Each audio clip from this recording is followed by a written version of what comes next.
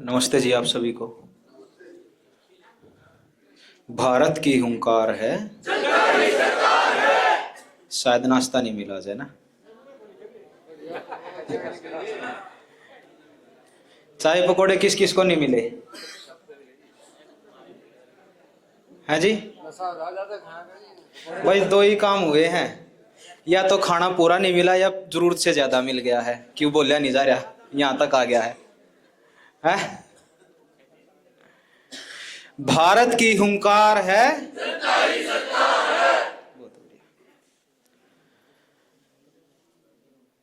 मेरे पिता तुल्य बुजुर्गों, नौजवान साथियों, तमाम मातृशक्ति के चरणों में रविंद्र भारतीय का हाथ जोड़ के प्रणाम। देखिए, व्यवस्था तो बड़ी घातक मोड़ पे आ गई है और सोनी भाई ने भी चर्चा की और इस चर्चा में उन्होंने उनकी पीड़ा भी आपको नजर आई होगी कि वो क्या बात कह रहे थे। आप सबसे इतना सा निवेदन है कि जो साथी यहां पर अपने किसी निजी स्वार्थ के चलते आए हैं वो एक बार उसको किनारे रख दीजिए।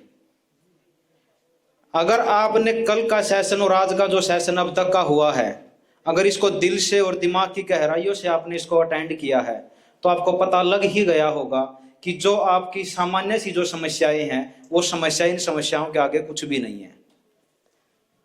क्योंकि आप और हम जो जीवन अपना जी रहे हैं वो अपनी पीढ़ियों के लिए जी रहे हैं, अपने बच्चों के लिए जी रहे हैं। अगर उनसे प्यारा हमें अपना घर है और उनसे प्यारा हमने अपनी जमीनें हैं, उनसे प्यारे अपने संसाधन हैं, तो मैं तो ये मानता हूं कि फिर हमारा जमीर मर चुका है। आज जो सोनी भाई ने भी चर्चा की, आज उन साहिबजादों का दिन है, गुरु गोविंद सिंह के वो लाल जिन्होंने अपनी कुर्बानियां दी थी। उन्होंने क्यों दी थी, क्या समय आया था, मतलब क्यों देनी पड़ी, इसके पीछे क्या कारण रहा होगा, कभी तो सोचना चाहिए ना। या तो ये सोचो आप कि भाई वो जो उन्होंने कुर्बानियां दी वो दौर जा चुका है, या फिर आप ये देख लो कि अगर वो दौर नहीं गया है, वो दौर आज भी है, तो फिर सोचना पड़ेगा कि वो दौर आज भी है तो उसको बदलेगा कौन। बहुत कुछ बातें आपको बताई हैं अभी सोनी भाई ने। इस अभियान के ऊपर दोबारा से मैं एक बार चर्चा करूंगा।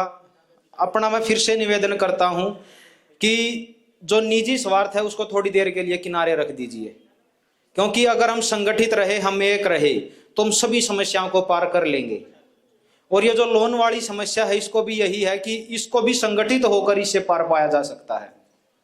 इस व्यवस्था से लड़ने के लिए केवल और केवल एक ही ताकत काम आएगी, वो है संख्या बल की, वो है संगठन की।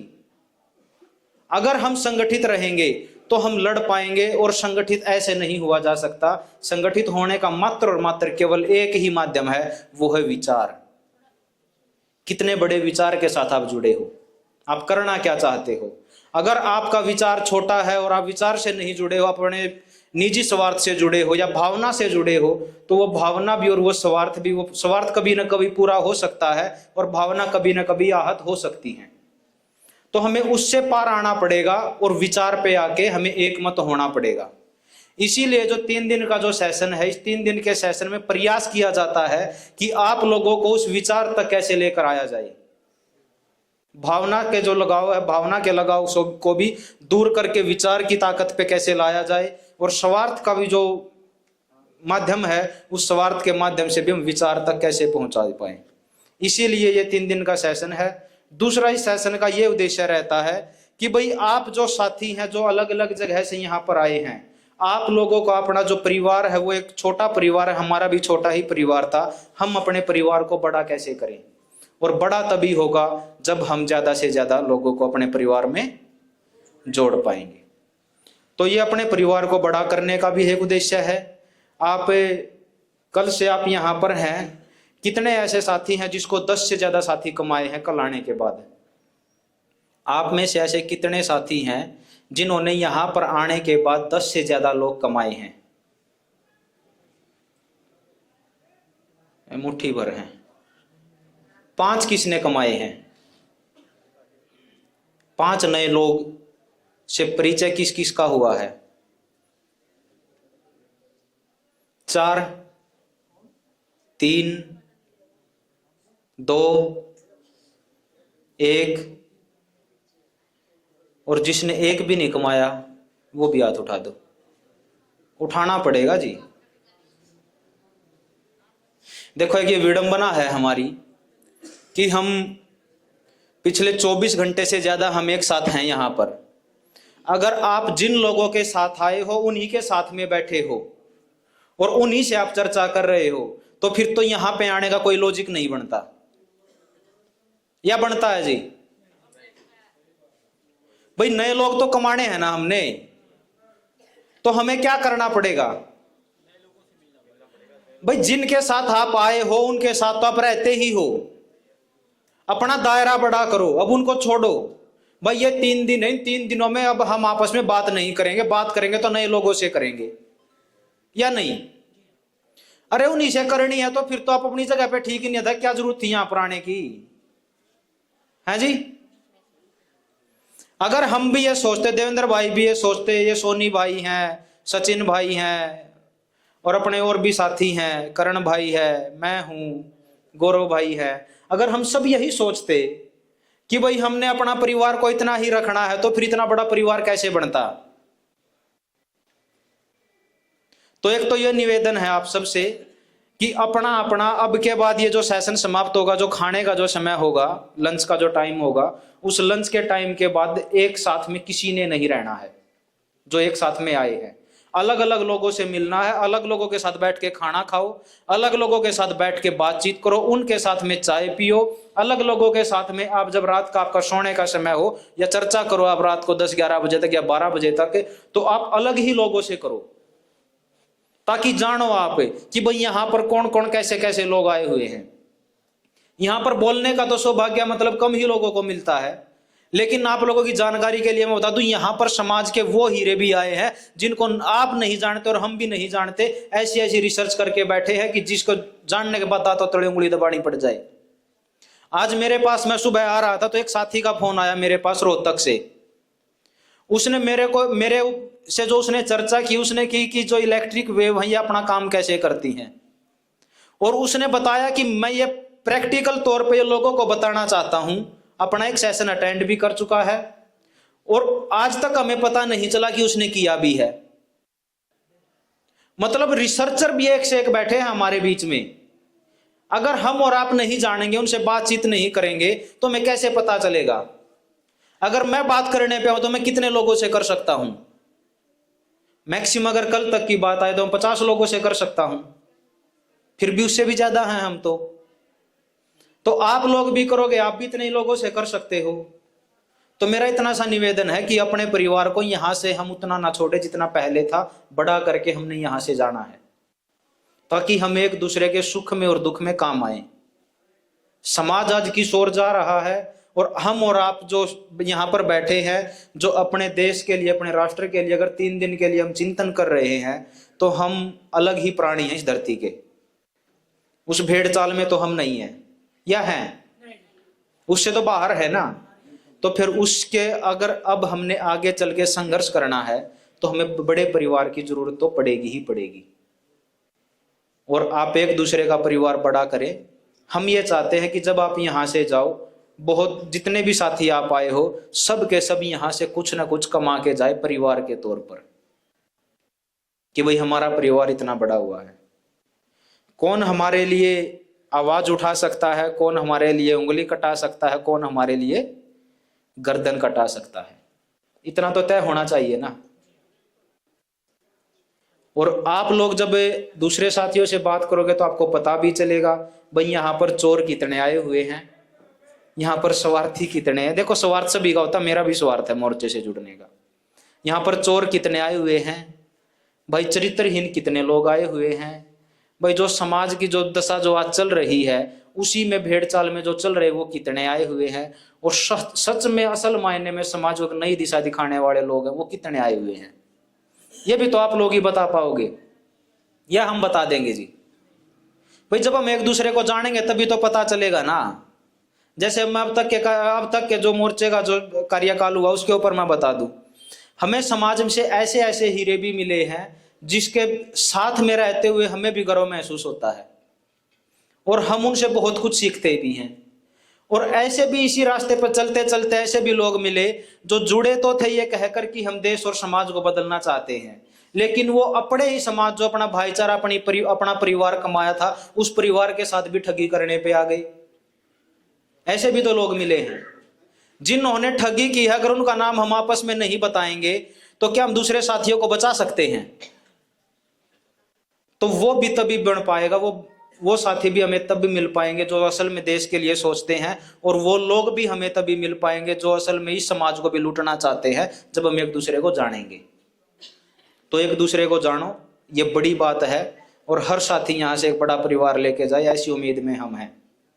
अब आते हैं चर्चा के ऊपर कि भाई जो चर्चा, जो बड़ी गहन चर्चा जो सोनी भाई ने छेड़ी थी कि भाई भारत क्या था, इतने क्रांतिकारियों ने शहादत दी और हम आज कहां खड़े हैं।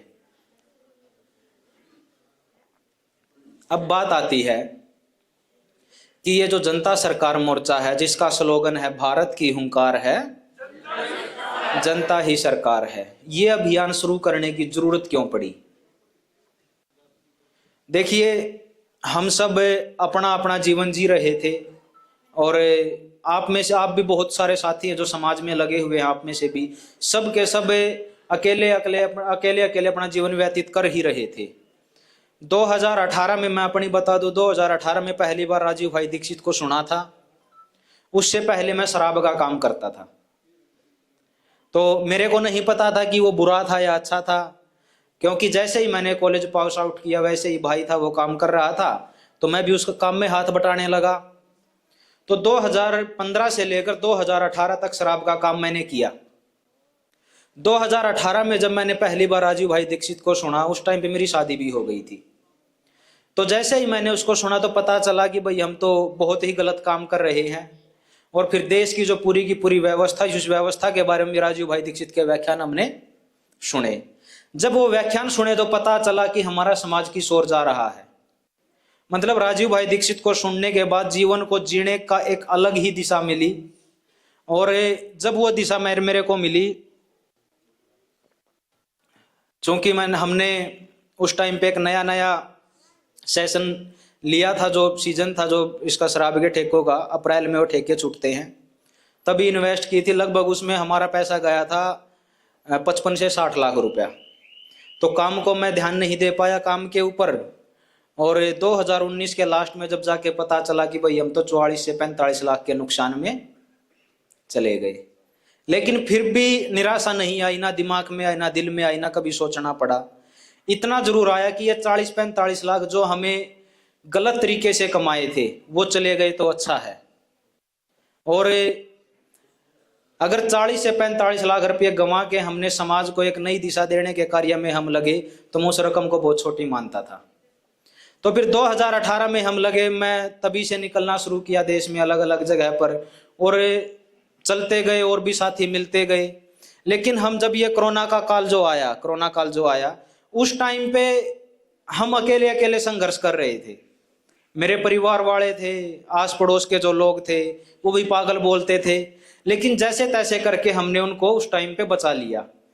फिर 2021 में, 2021 में, 20 के लास्ट में, नवंबर से लेकर और 21 का जो किसान आंदोलन चला, उस किसान आंदोलन में एक बड़ा परिवार कमाया, और लड़ने के तरीके भी वहीं से सीखे। हम एक बात और बोलते हैं लगातार, और समाज में सुनने को भी मिलेगी आपको, कि जो 13 महीने जो किसान आंदोलन चला, उस किसान आंदोलन से हमें क्या मिला? असल में तो अगर जीवन जीने का अगर जो तरीका बने तो किसान आंदोलन से ही मिला था, और लड़ने की, कैसे लड़ा जाए इस तंत्र से, वो तरीका भी वहीं से सीखा। तो किसान आंदोलन के बाद फिर जब वो आंदोलन खत्म हो गया, क्योंकि उसमें मिला तो कुछ नहीं था, मिलने का मतलब है कि किसान का कोई उससे ज्यादा लाभ नहीं हुआ था। जो कानून बने थे उन कानूनों को केवल वापिस करवा पाए थे, और कितनी ऊर्जा लगी थी, उस ऊर्जा का आकलन हम और आप अंदाजा नहीं लगा सकते उसका, किसने क्या उसके अंदर आहुति दी थी। भैया जो भी साथी फोन चला रहा है उसको म्यूट कर ले। तो वहां से लड़ने का तरीका सीखा, लेकिन समाज को कुछ नहीं मिला वहां से। और अब हम और आप भी देख रहे हैं कि अब भी पिछले 9-10 महीने से एक आंदोलन चला हुआ है, जो कि किसान की एमएसपी के गारंटी कानून को लेकर है। जगजीत सिंह डल्लेवाल जी पिछले 32 दिन से आमरण अनशन पर बैठे हैं, लेकिन सरकार के कानों पर जूं तक नहीं रेंग रही। वो क्यों नहीं रेंग रही, उसके पीछे भी उसके कारण पे भी आएंगे। अभी इस अभियान पे ही आते हैं कि जो तथाकथित जो आजादी का जो समय है, जिसको 77 साल अब बोलते हैं कि भारत को आजाद हुए 77 साल हो गए हैं, ऐसा ही बोलते हैं ना कि 1947 में देश आजाद हो गया। पहली तो बात इसी पे आते हैं कि हम आजाद मतलब गुलाम किसने किया था? हम हुए थे या अंग्रेजों ने किया था? किसने किया था जी? बिल्कुल, हमारे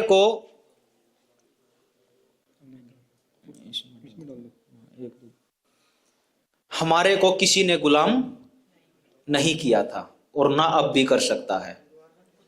हम गुलाम हुए थे खुद, क्योंकि जो भारत की जो गुलामी का जो इतिहास है, जो पूरी की पूरी पटकथा है कि पहले यहां पर मुगलों का शासन रहा है, मुस्लिम आक्रांता इस देश ने झेली है। फिर क्या था, फिर अंग्रेजों का शासन आ गया था 1757 से। प्रत्यक्ष तौर पर गुलाम हुए थे हम उस टाइम पे।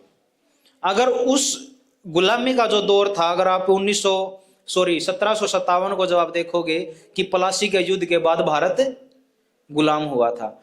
थोड़ा सा घटनाक्रमिक प्लासी के युद्ध पर आते हैं कि वो प्लासी का युद्ध था तो उसके ऊपर कैसे हम गुलाम हुए थे।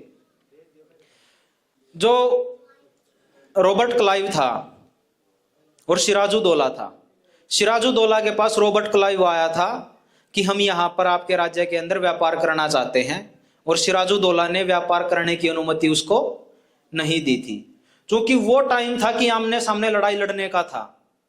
तो रॉबर्ट क्लाइव ने उनको सीधी चेतावनी दी कि अगर आप हमारे को व्यापार की अनुमति नहीं देते हो तो हमारे साथ युद्ध करना पड़ेगा।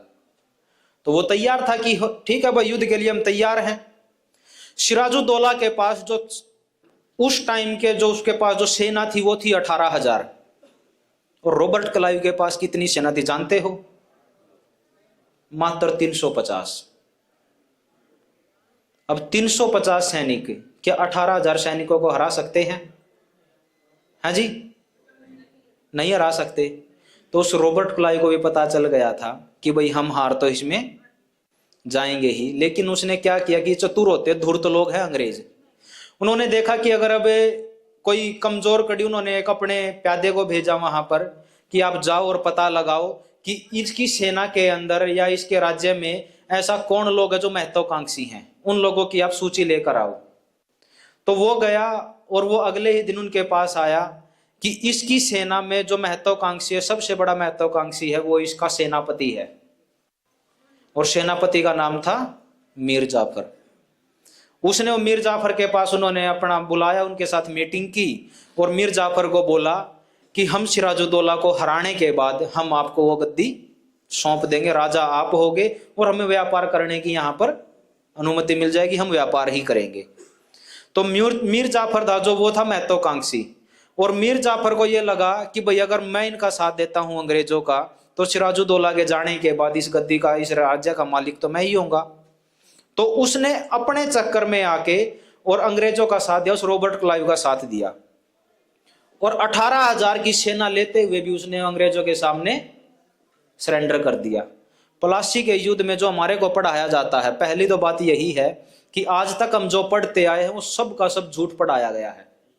जो प्लासी के युद्ध में बताया जाता है कि इतना बड़ा युद्ध हुआ, वो हुआ, ये हुआ, इतने लोग मारे गए, मारकाट हुई, आप लोगों की जानकारी के लिए बता दें कि वहां पर खून की एक बूंद भी नहीं बही थी उस प्लासी के युद्ध में, और भारत देश था जो वो अंग्रेजों का गुलाम हो गया। अब क्या था कि जब जहां पर वो युद्ध चल रहा था, और जब इसको क्या बोलते हैं सिराजुद्दौला को मारना था, तो आगे आगे चलती है रॉबर्ट क्लाइव की सेना जो कि मात्र 350 थे, और पीछे पीछे चलती है जो सिराजुद्दौला की सेना थी 18,000, पीछे पीछे वो चलती है। क्योंकि जीता हुआ वहां पर रॉबर्ट क्लाइव दिखाया गया। भारत के वहां पर लाखों लोग खड़े थे, मतलब हजारों लोग रास्ते से चलते हुए, अंत तक उन्होंने बोला कि लाखों लोगों के बीच से हम गुजरे और लोग हमारे को देखकर तालियां बजा रहे थे। ये रॉबर्ट क्लाइव ने अपनी डायरी के अंदर मेंशन किया है, और राजीव भाई दीक्षित ने इसके ऊपर बताया था कि वो जो लाखों लोग थे, अगर उसमें से लोग एक एक पत्थर भी हमें उठा के मार देते तो हम 350 में से एक भी जीवित नहीं बचते। लेकिन वो पत्थर मारने की बजाय वहां के लोग तालियां बजाकर हमारा स्वागत कर रहे थे। तो उन्होंने देखा था कि यहाँ के लोग कि जो मानसिक तौर पर ये लोग गुलाम हैं, और जब वो हमारा स्वागत कर रहे थे हमें पता लगा कि यहाँ से हम कितनी बड़ी लूट, मतलब यहाँ से इस देश को हम किस तरीके से हम लूट सकते हैं। और उन्होंने भारत के जो लोग थे उनकी मानसिकता के साथ उन्होंने खेलना वहीं से शुरू किया था। मतलब आप देखिए कि हम गुलाम ना हो, मतलब हमें गुलाम नहीं बनाया गया बल्कि हम स्वतः ही गुलाम हुए। तो आज भी सेम वही दौर है कि आज भी हमें गुलाम नहीं बनाया जा रहा, हम स्वतः ही गुलाम होते जा रहे हैं। अब जो सोनी भाई ने जो जिक्र किया था 1947 के बाद आज हम कहां खड़े हैं। ना तो अंग्रेजों का बनाया हुआ कोई भी कानून खत्म हुआ, उनके द्वारा बनाई गई ना कोई नीति खत्म हुई, मतलब सब की सब ज्यों की त्यों चल रही है। बल्कि जो अंग्रेजों ने लूटा था उससे कई गुना ज्यादा रफ्तार से आज के काले अंग्रेज हमें लूट रहे हैं। वरना अगर ये लोग नहीं लूटते तो हमें ये अभियान शुरू करने की जरूरत नहीं पड़ती। अब ये जो जनता सरकार मोर्चा का ये जो अभियान है, ये अभियान है संपूर्ण आजादी का अभियान। जो व्यवस्था का जो नाम यहां पर लिखा गया कि व्यवस्था परिवर्तन, ये व्यवस्था को पहले तो समझने की जरूरत है कि व्यवस्था कहते किसे है और व्यवस्था होती क्या है। जो पूरे के पूरे देश को चलाने वाला जो सिस्टम है उसे व्यवस्था कहते हैं। जैसे अब ये म्यूजिक सिस्टम है, ये लगा हुआ है। अब अगर ये माइक है मेरे पास, इस माइक से जो इसको ऑन ऑफ करने वाला बटन है, अगर ये बटन ना हो तो क्या मेरी आवाज आप तक पहुंच पाएगी? अगर मैं इसको बंद कर दूं तो क्या आप तक मेरी आवाज पहुंच पाएगी? अगर मैं इसको दूर रख दूं तो क्या मेरे को सुन पाओगे? मतलब आप तक आवाज पहुंचाने की ये जो सिस्टम बनाया है, ये जो यहाँ पर एम्पलीफायर्स वगैरह लगे हुए हैं, ये क्या है कि ये एक व्यवस्था, ये एक सिस्टम है। ये आवाज पहुंचाने का आप तक एक सिस्टम है। इसी प्रकार ये जो व्यवस्था, इस व्यवस्था के भी बहुत सारे अंग है, उपांग हैं। ये काम कैसे करती है? जैसा कि सोनी भाई ने आपको बताया था कि इंडियन फॉरेस्ट एक्ट है, आईपीसी है, सीआरपीसी है, ये बहुत तरह के जो कानून बनाए थे। ये कानून क्या बनाए थे? इस व्यवस्था को चलाने के लिए बनाए गए थे। या अगर सामान्य तौर पर अगर जो हम ये बात करें कि इस पूरी व्यवस्था के जो 3 मूल स्तंभ है वो क्या है? एक तो है ब्यूरोक्रेसी, जिसके अंदर ये पूरे का पूरा जो ये प्रशासनिक ढांचा आ जाता है। दूसरा ढांचा क्या है जी? एक आ गई ब्यूरोक्रेसी, दूसरी आ गई डेमोक्रेसी, और तीसरी आ गई, अगर जो इसको सामान्य भाषा में समझे तो न्यायपालिका, विधायिका और कार्यपालिका। ठीक है जी। ये 3 मुख्य स्तंभ है इस पूरी व्यवस्था को चलाने के लिए।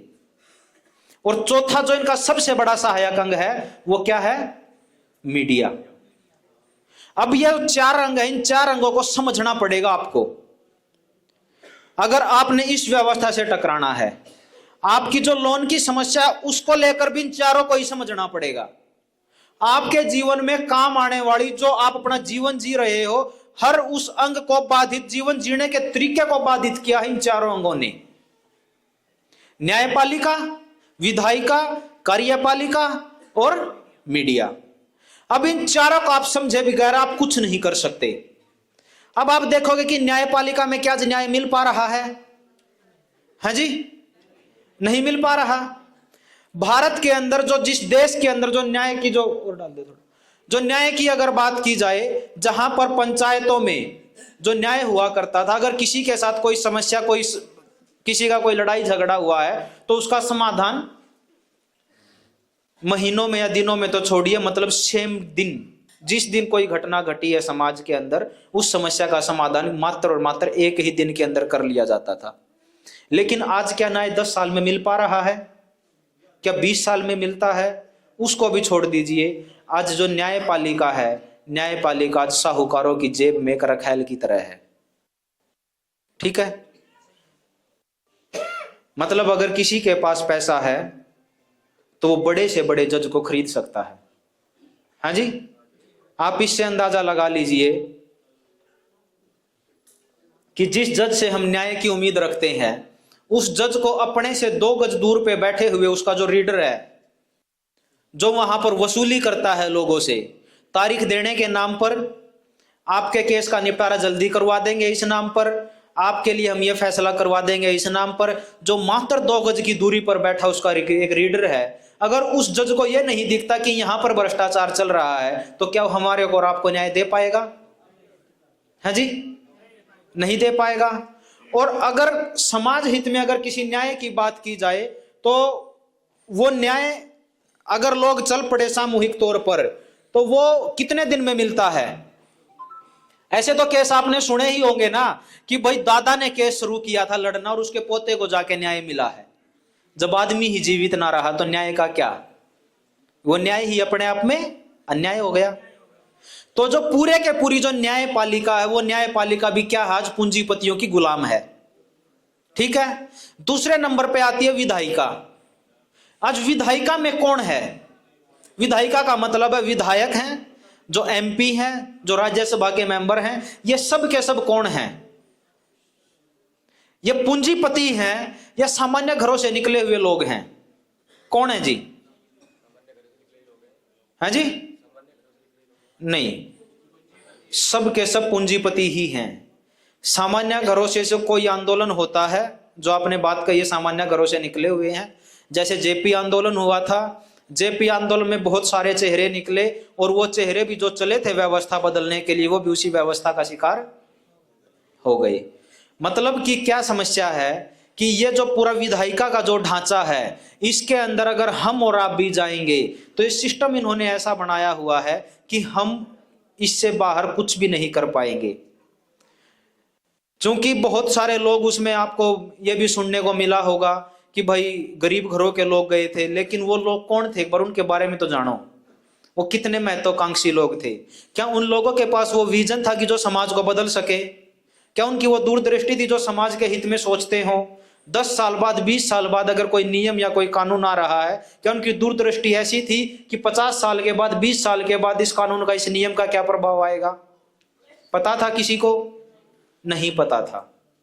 क्योंकि क्या होता है, अगर कोई आंदोलन खड़ा होता है और उस आंदोलन में यह पता चल जाता है कि भाई इस आंदोलन को लीड करने वाले 50 चेहरे हैं, 50 चेहरों में से 2-4 चेहरे बहुत ईमानदार हैं जिनको आप तोड़ पाना मुश्किल होता है और बाकी के चेहरों को तोड़ पाना आसान होता है, तो उन 2 लोगों को वो क्या करेंगे कि उनको तो हटा देंगे और बाकी के जो 48 चेहरे हैं, उन 48 चेहरों को प्रमोट करेंगे, उनको व्यवस्था का हिस्सा बना देंगे।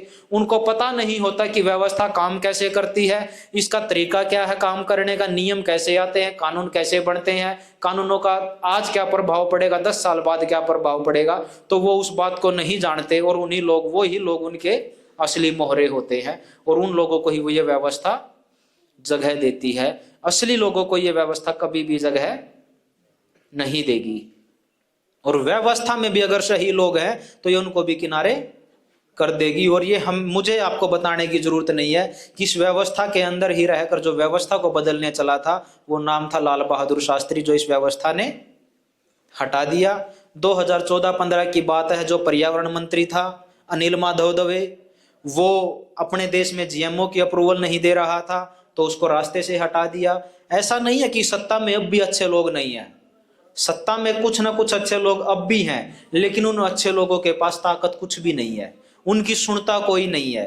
जैसे एक बड़ा परिवार हो जाता है और बड़े परिवार में अगर 50-100 लोग हैं और 50-100 लोगों में से कोई अच्छा व्यक्ति होता है और कोई, बोलते हैं ना कि आज तो परिवारों को भी दशा ऐसी बना दिया कि परिवार भी इतने टूट चुके हैं कि आपस में ही षड्यंत्र रचते हैं कि परिवार के लोग, होता ना ऐसा ही।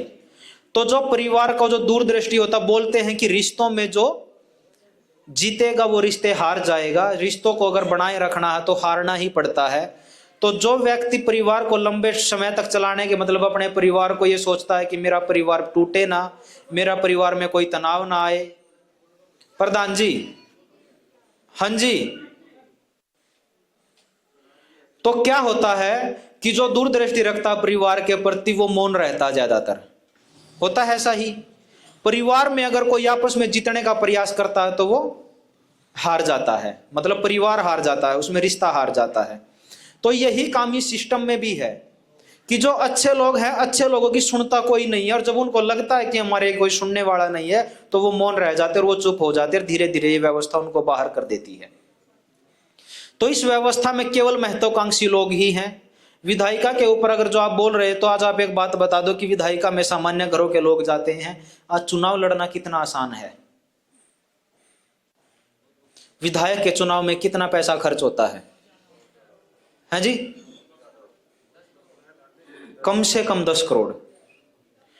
और जो मेंबर ऑफ पार्लियामेंट का चुनाव, उसमें कितना पैसा खर्च होता है? 20 करोड़ से लेकर और 50 करोड़ रुपए तक खर्च होता है।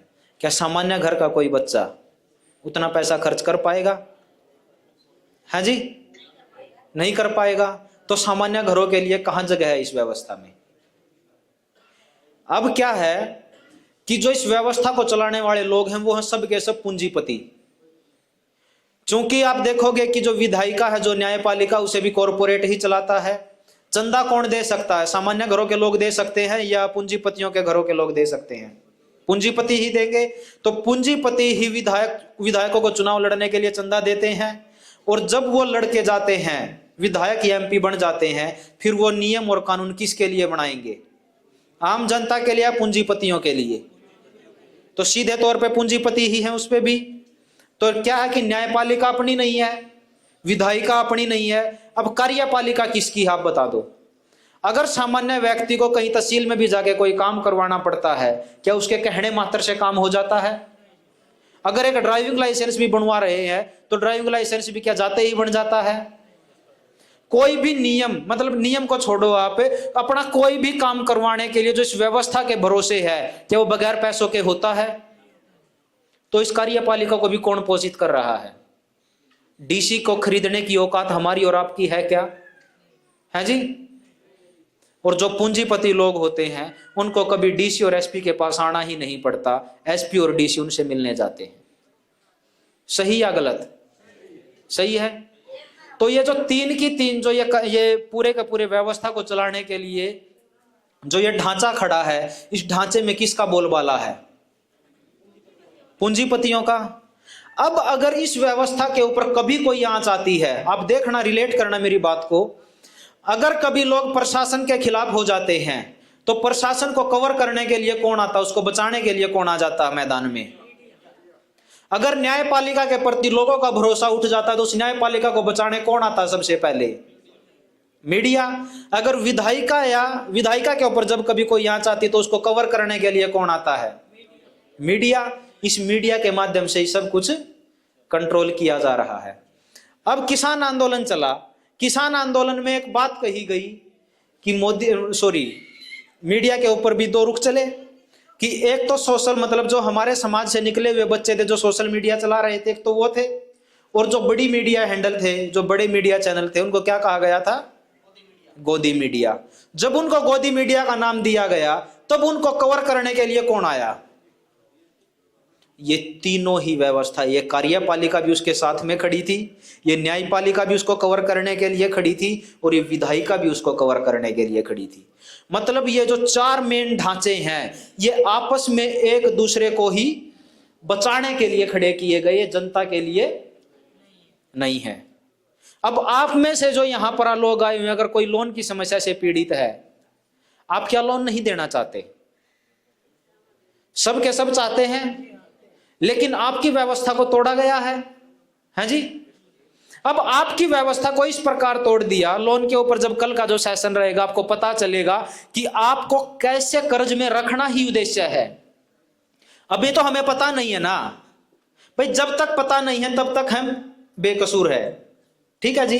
और पता चलने के बाद भी अगर हम उनका साथ दे रहे तो फिर तो हमसे बड़ा गुनाहगार, हमसे बड़ा कसूरवार तो कोई नहीं है जी। तो कल आपको पता चलेगा इसके ऊपर। तो अभी मेन बात इसी पे आते हैं कि ये जो अभियान था, ये अभियान शुरू करने की जरूरत क्यों पड़ी और कहां से पड़ी। हमें यह पता लगा कि पूरी की पूरी व्यवस्था आज इन्हीं लोगों की गुलाम है, इन लोगों के ही हाथों में पूरी की पूरी व्यवस्था चल रही है।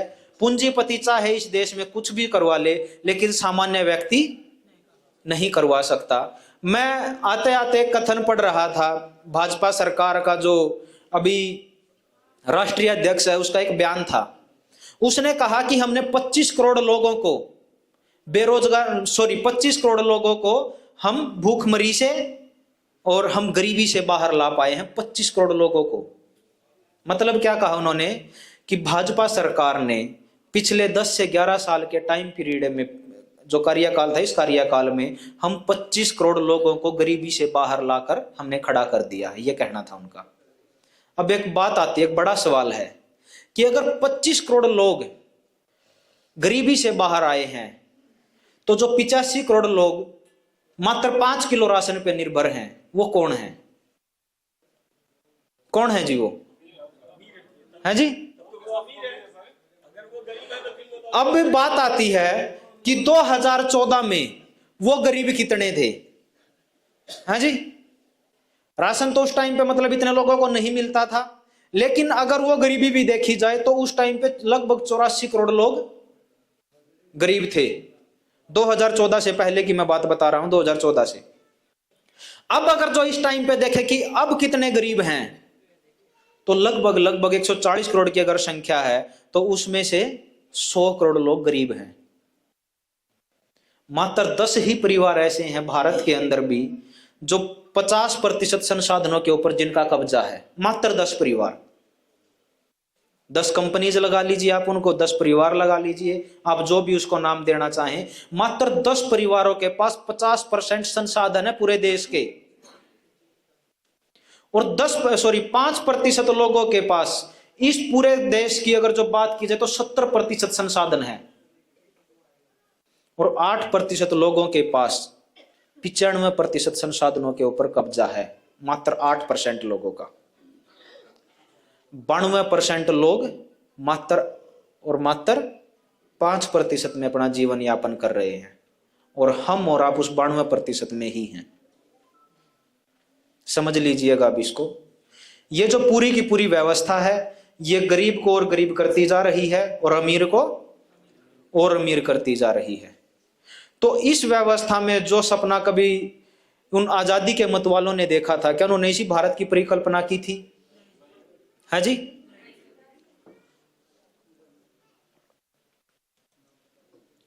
अब आप एक चीज देखिए, एक बात देखिए आप, कि आजादी के 77 साल हो चुके हैं, और इन 77 सालों में अगर भारत के 85 करोड़ लोग मात्र 5 किलो राशन पे निर्भर हों, तो आप अपने भारत की एक बार दशा देख लीजिए कि हमारा भारत आज कहां पर खड़ा है। और यह भी देख लीजिए कि आज भारत में लगभग 25 करोड़ लोग ऐसे हैं जिनको 2 वक्त का खाना भी समय पर नहीं मिलता।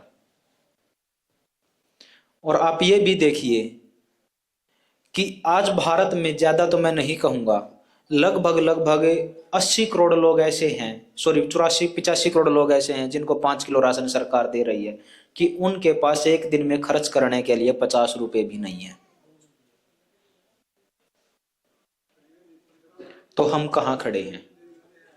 होना तो ये चाहिए था, इन 77 सालों में पूरी की पूरी व्यवस्था, अगर ये व्यवस्था गरीबों को गरीब कर रही है और अमीरों को अमीर कर रही है, तो जो सत्ता के अंदर बैठे लोग हैं उनको चाहिए तो ये था कि हम पूरे देश के लोगों का भरण पोषण कैसे करें। भरण पोषण को छोड़ो, उनको हम स्वावलंबी कैसे बनाएं, चाहिए था ये। लेकिन उस व्यवस्था ने ऐसा नहीं किया। अब बड़ी बात यह आती है कि 1947 से लेकर आज तक जो हर साल का बजट होता, उस बजट के ऊपर कितना पैसा खर्च किया गया होगा। उस बजट के ऊपर आज तक, अब तो बजट बहुत महंगा हो रहा है, 30 लाख करोड़ 35 लाख करोड़ का बजट था, अब की बार तो लगभग 34 लाख कुछ करोड़ का बजट था भारत का।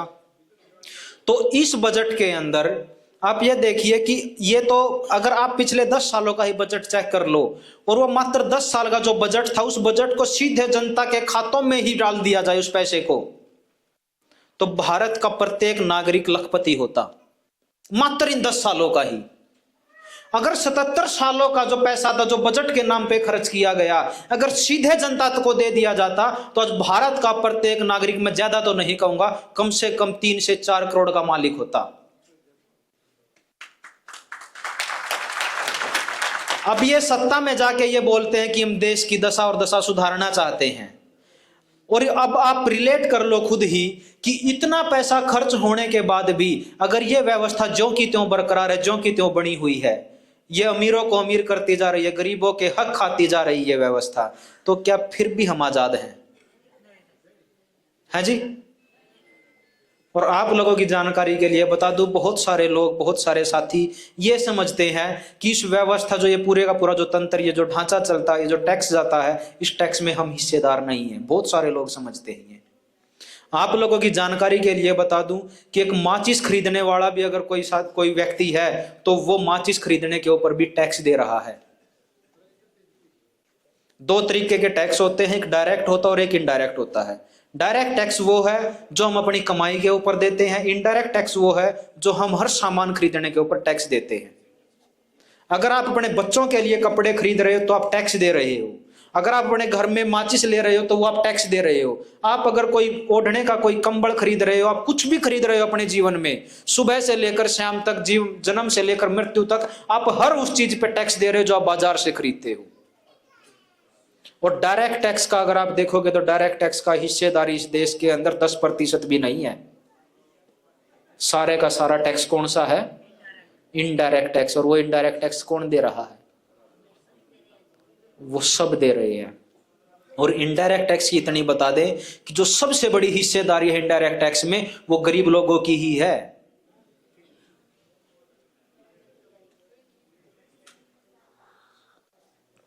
वही 92% लोग देश चलाते हैं टैक्स देकर, लेकिन 92% लोगों का भी उन्हीं को नहीं दिया जाता। और जो 92% लोगों से जो धन लूटा गया, लूट है वो, मैं उसको लूट ही कहूंगा अगर वो जनता के काम नहीं आ रही है तो। वो खुली लूट की जाती है 92% लोगों से, और 92% से लूट कर वो धन मात्र उन 8% लोगों की जेबों में डाल दिया जाता है कि ये लो भाई आप। क्योंकि वो जो 8% लोग हैं, जब ये लोग चुनाव लड़ते हैं, उस चुनाव लड़ने में ये चंदा देते हैं।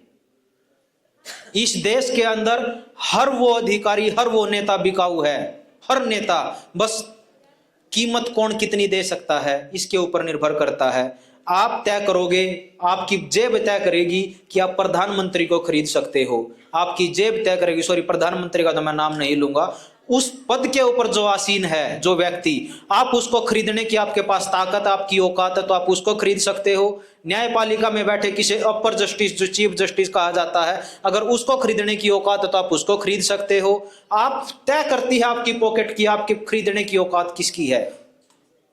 आप एक पीएन को खरीद पाते हो तो आप पीएन को खरीदोगे, लेकिन आप बड़े तंत्र के अधिकारी को खरीदने की अगर आपकी जेब के अंदर कुव्वत है तो आप उस अधिकारी को खरीद सकते हो। इस देश में हर अधिकारी, हर नेता बिकाऊ है, बशर्ते आपकी खरीदने की औकात है या नहीं। खरीदने की औकात किसकी होती है? उन्हीं 8% की, उन्हीं पूंजीपतियों की। तो आज अगर भारत के अंदर वो पूंजीपति सीधे तौर पर शासन कर रहे हैं और हमें यह लगता है कि भाई ये हमारी, मतलब हम तो ये मानते हैं ना, अगर हमारे साथ कोई घटना घट जाए तो हम अपने आप को क्या कहते हैं कि मेरी ही किस्मत खराब थी, यही तो मानते हैं ना। अब आप ये खुद तय कर लो कि जब 92% संसाधनों के ऊपर, जब 95% संसाधनों के ऊपर मात्र 8% लोगों का कब्जा है, तो आप अभागे हो या कौन हो? आपकी किस्मत खराब है या आपकी किस्मत खराब करी गई है, ये खुद आप तय कर लो। हम क्या है, हमारी जो मानसिकता है, अगर हमारे ऊपर हमें कभी कोई अत्याचार होता हुआ नजर आए तो हम अपने ऊपर ब्लेम लेके और हम ये बोलते हैं कि शायद परमात्मा ने हमारी किस्मत ऐसी ही लिखी है। भाई परमात्मा ने कर्म के आधार पे किस्मत लिखी है, ऐसे नहीं बनती। ये तो आप देखो कि व्यवस्था कैसी है। अगर वो व्यवस्था आपको लूटने के लिए, आपको बर्बाद करने के लिए बनाई गई है, तो हम और उसमें आप आबाद कैसे हो सकते हैं? उस व्यवस्था में, जिस व्यवस्था में हम कुछ भी चीज खरीदते हैं तो ही हम उन पूंजीपतियों को पोषित करते हैं। जब हमें यह लगा कि पूरी की पूरी व्यवस्था, पूरे का पूरा सिस्टम ऐसा है कि लोग अपना सुबह से लेकर रात तक कितनी भी एनर्जी लगाएं, लेकिन उस एनर्जी में लोगों का फायदा तो होने वाला नहीं है उसमें फायदा होगा तो उन्हीं पूंजीपतियों, उन्हीं सरकारों का होगा जो तथाकथित चल रही हैं। तो हमें यहाँ पर आकर ये लगा केवल कानूनों से ना लेकर हमें तो हर चीज में ये लग रहा है जो भी हमारे साथ घटित हो रही पूरी व्यवस्था में कि भाई ये व्यवस्था हमारे ऊपर जानबूझकर थोपी गई है हमें लंबे समय तक गुलाम बनाए रखने के लिए। क्योंकि अंग्रेजों ने एक ऐसा सिस्टम बना दिया था कि अब अगर इस देश को लंबे समय तक गुलाम बनाए रखना है तो इनको कानूनों के ऊपर निर्भर करना पड़ेगा। और जब वो कानूनों का शासन जो चला था, जो सोनी भाई ने बताया कि 1857 के बाद इस देश के अंदर कानूनों का राज चला, तो हम और आप एक निर्धारित कर लीजिए खुद ही कि जब कानून हमारे को ध्यान में रखकर नहीं बनाए गए तो क्या उन कानूनों से हमारा भला हो सकता है। आज जब ये लोन की बात आती है, आप कहीं पर जाकर खड़े होने के लिए आपके पास क्या कोई पावर दी गई है किसी कानून में? है जी भाई, आपके लिए न्यायालय के दरवाजे बंद हैं क्योंकि सरफेसी में जो सबसे बड़ी जो पावर दे दी वो किसको दे दी? डीसी को दे दी।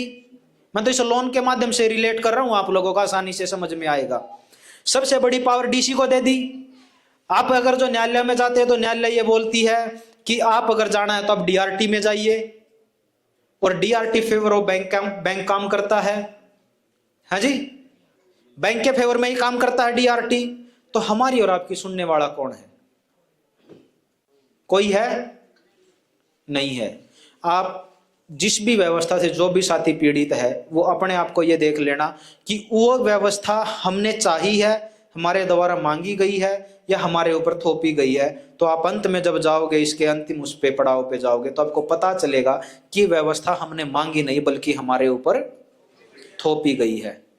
क्योंकि अगर यहां पर सीधे तौर पर अंग्रेज बैठे होते तो हम आजादी की अगर कोई लड़ाई लड़ते तो लोगों को सीधे सीधे तौर पर यह पता चलता कि भाई आजादी अभी बाकी है क्योंकि शासन अंग्रेजों का ही है। अगर भारत के लोगों को ही लूटने के लिए बैठा दिया जाए तो भारत के लोग ये सोचेंगे कि यहाँ पर तो अंग्रेज तो चले गए, अपने ही लोग बैठे हैं तो भारत आजाद हो गया है। देखने की बात यह है कि अगर अंग्रेज चले गए तो अंग्रेजों के बनाए हुए कानून भी उनके साथ चले जाने चाहिए थे। अगर वो कानून नहीं गए हैं तो अभी तो आजादी अधूरी है। अधूरी क्या, शुरुआत ही नए सिरे से करनी पड़ेगी।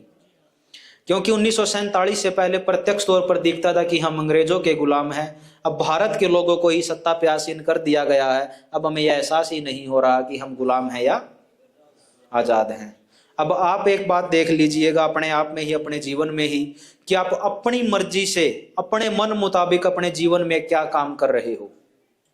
ठीक है, अगर आपको लगे आप अपने अनुसार जीवन जी रहे हो, अपने अनुसार ही आप जीवन में काम कर रहे हो, तो फिर आप आजाद हो। और अगर आपको ऐसा लगे कि आप अपने अनुसार कुछ भी नहीं कर रहे हो तो फिर तो गुलाम है जी।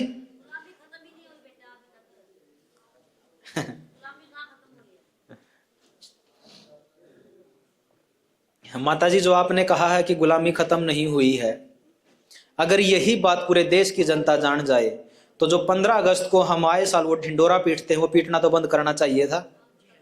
करना चाहिए था या नहीं करना चाहिए था? एक तथाकथित एक अर्थशास्त्री गुजरा है जो देश का प्रधानमंत्री हुआ था, मनमोहन।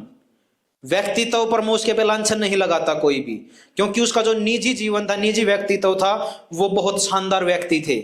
लेकिन अगर वो इस व्यवस्था का हिस्सा होकर, समझना है इस बात को, कि अगर वो इस व्यवस्था का हिस्सा होकर उसने इस व्यवस्था को पोषित किया तो उससे गद्दार आदमी इस देश का कोई नहीं है। हमारे देश में एक परंपरा है, आप सोचिएगा इस बात को, कि मरने के बाद एक बात बोलते हैं कि जो मर गया उसके ऊपर कोई भी तंज नहीं कसते, उसकी बुराई नहीं करनी चाहिए, ऐसा ही बोलते हैं। आप एक बात बताइए, अगर मरने के बाद सभी अच्छे होंगे, बुरे व्यक्ति को भी अगर अच्छा कहा जाए और अच्छे व्यक्ति को भी अगर अच्छा कहा जाए, तो फिर और बुरे और अच्छे में क्या फर्क है? अगर मैं कोई बुरा काम कर रहा हूं और मेरे को यह पता है कि मेरे मर जाने के बाद मेरे बुरे कर्मों के ऊपर समाज पर्दा डाल देगा और अच्छा ही अच्छा मेरे को कहेगा, तो फिर मैं बुरे कामों से पीछे हटूंगा क्या? है जी, नहीं हटूंगा। तो अगर कोई किसी ने बुरे काम किए तो उसके मरने के बाद भी उसकी बुराई होनी चाहिए, होनी चाहिए नहीं होनी चाहिए? अभी चौटाला ओम प्रकाश चौटाला गुजरा, हरियाणा से होंगे मोस्टली साथी, ओम प्रकाश चौटाला गुजरा, उस ओम प्रकाश चौटाला के मरने के बाद सब लोग ये बोल रहे हैं कि बहुत अच्छा व्यक्ति था, बहुत अच्छा व्यक्ति था। उस अच्छे व्यक्ति ने कितने लोगों का नरसंहार किया, उसकी बात किसने की किसी ने? कितने लोगों की जमीन छीनी उसने, इसके ऊपर बात किसी ने की? नहीं की ना। गांव के गांव उजाड़े उस व्यक्ति ने, क्या इसके ऊपर किसी ने बात की? नहीं की। क्योंकि यहां पर हमारी जो मानसिक तौर पर हमारी अवधारणा बना दी गई है कि मरने के बाद सब ही अच्छे होते हैं, तो फिर हम सबको अच्छा कहते जा रहे हैं। और मनमोहन की एक बात मैं आप लोगों को बता दूं कि जो पूरे का पूरा जो प्राइवेटीकरण को जो सबसे ज्यादा बढ़ावा दिया था वो उसी मनमोहन ने दिया था। इंदिरा गांधी ने, कांग्रेस की सरकार का वो प्रधानमंत्री थी और इंदिरा गांधी भी कांग्रेस की सरकार की ही प्रधानमंत्री थी। इंदिरा गांधी ने लोगों के ऊपर बड़े कुकृत्य किए, बड़े उन्होंने शासन किया लोगों के ऊपर, और लोग अपनी योजनाओं का शिकार भी उसने बनाए, इमरजेंसी भी लगी, बड़े बड़े खेल खेले गए। लेकिन एक काम किया था इंदिरा गांधी ने जिसके कारण उनकी हत्या करवा दी गई। एक काम उसने क्या किया था कि जो देश की जो नेशनल प्रॉपर्टीज थी, जैसे बैंक हो गए, जैसे LIC हो गई, जैसे एयर इंडिया हो गई, ये सब की सब प्राइवेट हाथों में थी, तो उसने इसका नेशनलाइजकरण किया था, उसने इसका राष्ट्रीयकरण कर दिया था। राष्ट्रीयकरण करने के बाद क्या हुआ कि इस व्यवस्था को देखा इसने, क्योंकि राष्ट्रीयकरण करने का मतलब क्या है कि देश की जनता की वो प्रॉपर्टी उसने घोषित कर दी। अब वो प्रॉपर्टी देश की जनता की उसने घोषित कर दी, तो इस व्यवस्था ने देखा कि ये तो अब हमारे पैर काटने चली है, ये व्यवस्था को बदलने चली है, इसको सिस्टम समझ में आ गया है, तो क्या किया कि अब इसको रास्ते से हटाना पड़ेगा। और रास्ते से हटाने के लिए सहारा किनका लिया गया? सिखों का, बॉडीगार्डों का नहीं, सिखों का, बॉडीगार्डों का नहीं, सिखों का सहारा लिया गया। अब आप एक बात देखिए कि इन लोगों के पास कितना धैर्य है। इंदिरा गांधी ने कब उन प्रॉपर्टी का नेशनलाइज किया था, उन प्रॉपर्टियों को? और जब मनमोहन की सरकार आई उस टाइम पे फिर से प्राइवेट हाथों में देना शुरू किया। भाजपा के आने के बाद तो उसकी जो स्पीड थी वो तो इतनी बढ़ा दी कि जिसकी आप और हम कल्पना भी नहीं कर सकते। कितने साल इंतजार किया? इंदिरा गांधी कब गई? 84 में गई। और 84 के बाद ये लोग कितने दिनों तक शांत बैठे रहे? और जो प्रॉपर्टी उस टाइम पे जिन हाथों में थी, आज वो प्रॉपर्टी शेमुनी हाथों में दी जा रही है। 1 महीने पहले जो एयर इंडिया थी वो एयर इंडिया फिर से टाटा को दे दी विस्तारा के नाम से। बहुत सारी प्रॉपर्टियां, आप LIC को देख लीजिए, आप इंडियन रेलवेज को देख लीजिए, आप बैंकों को देख लीजिए, जो एग्रीकल्चर लोन का डिपार्टमेंट है वो सारे का सारा अडानी को सौंप दिया है। मतलब इन लोगों के पास धैर्य बहुत है, हमारे पास धैर्य नहीं है। अब इसी पर आते हैं कि ये जो पूरी की पूरी व्यवस्था है, बल्कि एक बात और बता देता हूं मनमोहन सिंह के बारे में। डॉक्टर मनमोहन सिंह ने ऑक्सफोर्ड यूनिवर्सिटी में अंग्रेजों का बखान करते हुए लगभग 2 घंटे की स्पीच दी थी। उसने ये कहा था कि अंग्रेज अगर भारत ना आते तो भारत अपने अस्तित्व को ना पाता, भारत कहां था इस धरती के ऊपर ये पता ही ना चलता। अंग्रेजों की ही देन है कि उन्होंने भारत की खोज की, अंग्रेजों की ही देन है जो उन्होंने हमारे को अपनी सभ्यता सिखाई, अंग्रेजों ने जीवन जीने का तरीका सिखाया। इस प्रकार मतलब अंग्रेजों का बखान करते हुए 2 घंटे बखान किया था उसी मनमोहन ने प्रधानमंत्री पद पर रहते हुए। उससे बड़ा गुलाम प्रधानमंत्री कोई नहीं था।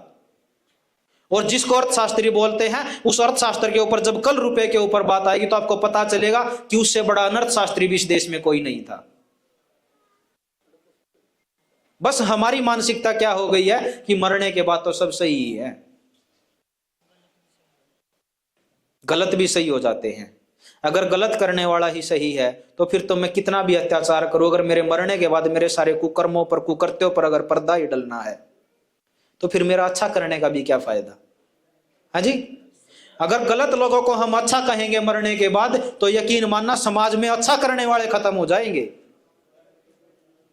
और अभी ऐसा ही हो रखा है कि समाज में अच्छा काम करने वाले लोग नहीं बचे हैं, बल्कि लूटने वालों की संख्या दिन प्रतिदिन बढ़ती जा रही है। और उसके पीछे में मेरे पूर्वजों का इस कथन के ऊपर मैं सीधा प्रहार करता हूं कि उसकी देन मात्र और मात्र यही है कि मरने के बाद हम सभी को अच्छा बोलते हैं। जिनके मरने के बाद दिए जलने चाहिए, जो इंग्लैंड की महारानी जब गुजरी और उनके मरने के बाद इस देश का तिरंगा झुकाया गया, इस देश का अस्तित्व झुकाया गया, इस देश की पहचान झुकाई गई, तो आपको लगता है कि हम आजाद हैं? ये तो उदाहरण था, प्रत्यक्ष तौर पर सभी को पता है। देश का तिरंगा झुका था या नहीं झुका था? झुका था। जिसके मरने के बाद जश्न मनाना चाहिए था देश में कि एक हुआ था ताई थी जो मर गई, और उसके मरने के बाद जश्न मनाना चाहिए था, उसके मरने के बाद हम शोक मना रहे हैं, राष्ट्रीय शोक। तो हम कहां पर आजाद हैं? नहीं है।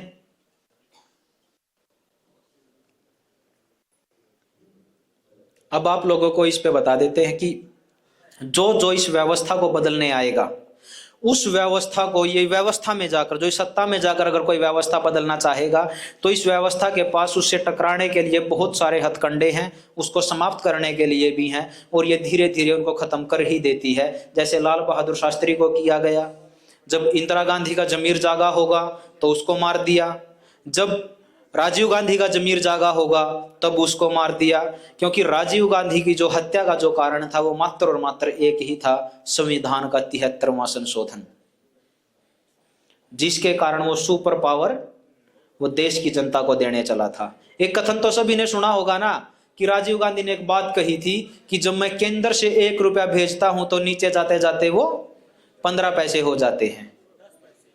10 पैसे का जो ऊपर कहा था वो कहा था राहुल गांधी ने, वो राहुल जी ने कहा था। तो उन्होंने क्या कहा था कि जब मैं केंद्र से 1 रुपया भेजता हूं तो नीचे जाते जाते उसके 15 पैसे हो जाते हैं। मतलब सारे का सारा कहां पर चला जाता है?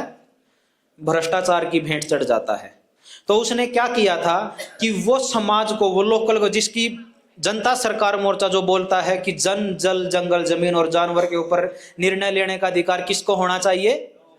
स्थानीय लोगों को होना चाहिए। वो स्थानीय लोगों को 73वें संशोधन में पावर देने चला था। यहां तक कि पूंजी की पावर भी वो लोकल गवर्नमेंट यानी कि गांव को देने चला था।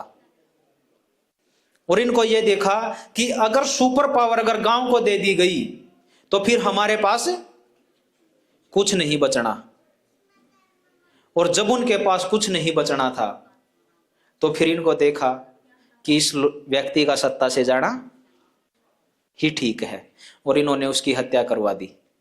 यही नहीं, अगर आप भारत में देखोगे तो भारत में ये कुछ नाम आपको मैंने बताए हैं, 3-4 नाम, कि जब इनका जमीर जागा, ये देश के हालातों के साथ जब इनको ये लगा कि भाई अपने लिए जीवन हमने बहुत जी लिया, अब देश के लिए कुछ किया जाए, जब ये देश के लिए कुछ करने चले तो इनको व्यवस्था ने हटा दिया।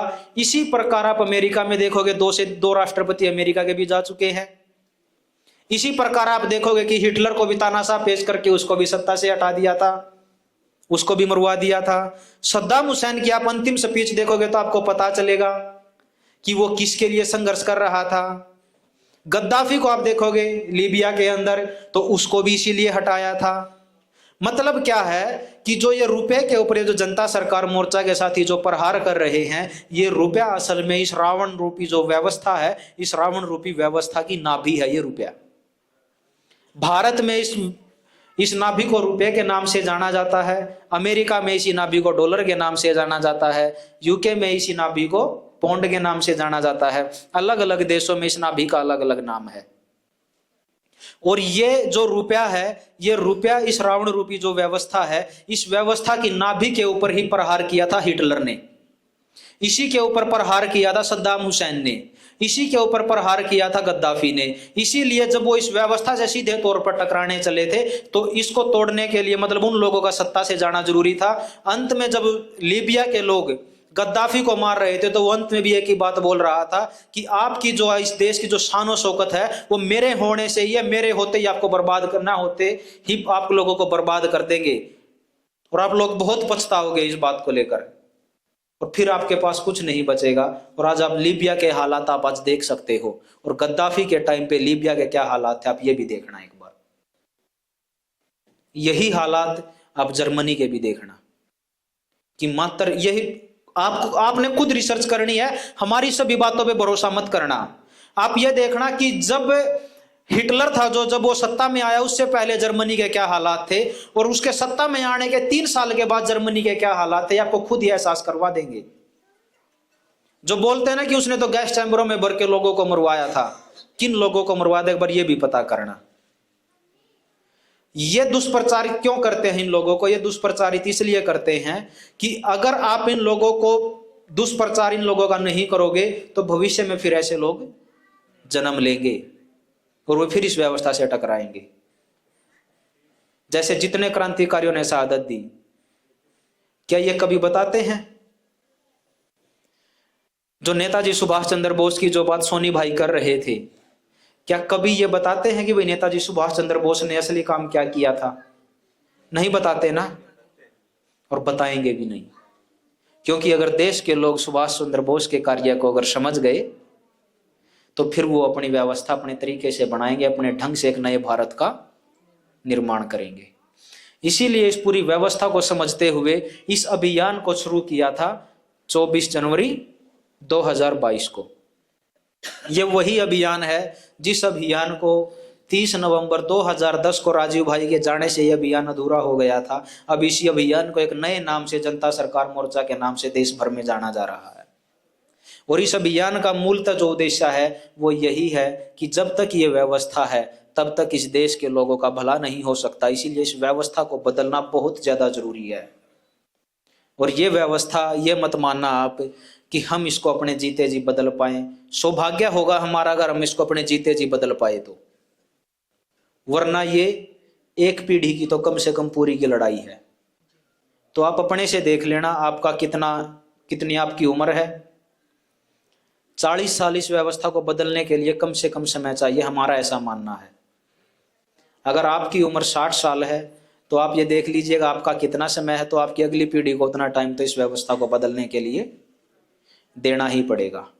अगर मेरी उम्र 20 साल है तो मैं 40 साल इसको दे सकता हूं, तो हो सकता है कि मेरे जीते जी हो जाए। तो 10 साल तो मेरे भी जा चुके हैं, तो मेरे को भी ऐसा लगता है कि हमारे काम करते करते 10 साल का समय तो हमारी औलादों को भी इसमें देना ही पड़ेगा। इसीलिए जो व्यवस्था है, इस व्यवस्था को बदलने के अलावा अपने पास दूसरा कोई विकल्प नहीं है, क्योंकि इस व्यवस्था के अंदर सब कुछ हम उन्हीं को देते जा रहे हैं, अपने पास कुछ भी नहीं है। आप सुबह जब बेड छोड़ते हो, उस बेड के अंदर आपको कैसे शिकार किया जाता है ये हम और आप नहीं जानते। हर व्यक्ति इस धरती के ऊपर रहने वाला, हर वो जीव जिसको बोलते हैं ना ब्रह्म मुहूर्त, उस ब्रह्म मुहूर्त में वो कुदरत उसको उठा ही देती है। हर इंसान उठता है और इस धरती का हर जीव उस ब्रह्म मुहूर्त में उठ जाता है। लेकिन आपको नहीं पता कि आप वो बेड को छोड़ क्यों नहीं पाते, आपको कैसे शिकार करता है। ये जो लाइट्स का जो ये पूरे का पूरा जो जाल चला हुआ है, ये जो लाइट्स की जो फ्रीक्वेंसी जो इसके अंदर ये जो ये इलेक्ट्रिसिटी गुजर रही है, ये हमारे ऊपर क्या प्रभाव डालती है हमें नहीं पता। उस बेड के जो गद्दा, उस गद्दे के ऊपर मतलब उसके अंदर आप ये देख लीजिएगा कि पहले हमारे घरों में चारपाई हुआ करती थी। वो चारपाई केवल उसी समय प्रयोग होती जब हम उस पर लेटते थे, जब सोते थे। दिन में तो चारपाई उठ ही जाती थी, कोई काम नहीं होता था। लेकिन बेड लाने थे ताकि आलस्य इन लोगों में भरा जाए ज्यादा से ज्यादा, और ये दिन में भी उस बेड के ऊपर पड़े रहें। वो भी एक षड्यंत्र है। आप सोच लीजिएगा कि जब हमारे पूर्वज लकड़ से मतलब एक लकड़ को चीर के और उसके फट्टे बना के उस फट्टे को आपस में नहीं जोड़ सकते थे क्या? एक चारपाई बनाना साइंस है, एक बेड बनाना साइंस है, ये आप खुद देख लीजिएगा। और अब आप एक बात देखो कि जब आप रात को सुबह उठते हो, तो सुबह उठने पर जब आप जो बेड पे आप सो रहे हो, तो उस बेड का जो ऊपर जो आपने खर्च किया है वो पैसा किसको दिया है? गद्दा किसने बनाया? एक कंपनी ने बनाया। उस गद्दे के ऊपर बिछने वाली चादर किसने बनाई? वो भी एक कंपनी ने बनाई। उस गद्दे को छोड़ते ही मतलब जैसे ही हम उसके ऊपर बैठते हैं तो हम क्या मांगते हैं? चाय मांगते हैं। वो चाय कहां से आ रही है? अब सब कंपनी की है। मतलब मेरा कहने का ये है कि आप सुबह से लेकर रात तक आप एक बात देख लीजिएगा अपने जीवन में कि आपके जीवन में क्या एक भी क्षण ऐसा है कि जिस टाइम पे आप उस व्यवस्था को पोषित ना कर रहे हो, उन कंपनियों को पोषित ना कर रहे हो। आपके समाज का आपके पास क्या है? हम तो इतना तक करते हैं कि अगर हमारे गांव में हमारे परिवार में किसी ने कोई सब्जी उगाई है तो वो सब्जी भी हम अपने वहां से नहीं खरीदते, अपने गांव से उस खेत से नहीं खरीदते। सब्जी भी खरीदने के लिए हम बाजार जाते हैं, और बाजार जाने के लिए पहले हम वो जो तेल है वो तेल फूकते हैं, पेट्रोल। वो पेट्रोल का पैसा किसके पास गया? वो भी कंपनी के पास गया। मतलब जीवन में आपका जो जीवन चक्र है वो एक ऐसा बना दिया गया है कि आप सो तो कंपनी को पैसा दोगे, आप टॉयलेट में जाओगे तो कंपनी को पैसा दोगे, आप खाना खाओगे तो कंपनी को पैसा दोगे, आप कहीं पर ट्रैवलिंग करोगे तो कंपनी को पैसा दोगे, आप कुछ भी करो, आप कपड़े पहनो तो कंपनी को पोषित कर रहे हो। और उसके अंदर जो टैक्स जा रहा है उन टैक्सों से सरकार चलती है, और उन टैक्स के पैसे से जो सरकार चलती है फिर उसी के माध्यम से आप लोगों को रगड़ा जाता है, उस पैसे के माध्यम से ही। जो राजीव गांधी जो चला था वो व्यवस्था को लोकल गवर्नमेंट मतलब ग्राम व्यवस्था, ग्राम स्वराज, जो बात कभी जो नारा जो महात्मा गांधी ने दिया था कि इस देश को अगर जो स्वावलंबी बनाना है तो ग्राम स्वराज पर आना ही पड़ेगा। ग्राम स्वराज ही सुपर पावर थी। और इन्होंने ग्राम सभा, जब उसने ग्राम सभा बनाई तो उस ग्राम सभा के आधार पर जब उसको सारी पावर देने चला कि भाई पूंजी का भी जो ताकत है वो भी गांव को दे दी जाए, तो उसी के चलते राजीव गांधी की हत्या कर दी गई थी। और अब भी इस व्यवस्था में जो इससे टकराएगा, अनिल माधव दवे आया था जिसने जीएम की अप्रूवल नहीं दी थी, जिसके चलते उसकी भी हत्या कर दी गई। मतलब साफ सीधा सा है कि व्यवस्था में जाकर ये व्यवस्था नहीं बदली जाएगी। इस व्यवस्था को अगर जो बदलना है तो ये व्यवस्था प्रति इकाई मतलब हर व्यक्ति से बदली जाएगी, हर घर की रसोई से बदली जाएगी और हर खेत से बदली जाएगी। इसके अलावा इस व्यवस्था को बदलने का कोई दूसरा रास्ता नहीं है। तो अभी मैं निवेदन करूंगा भाई डॉक्टर देवेंद्र बल्हारा से कि वो आए और अपने विचार रखें और आप लोगों का मार्गदर्शन करें। डॉक्टर साहब।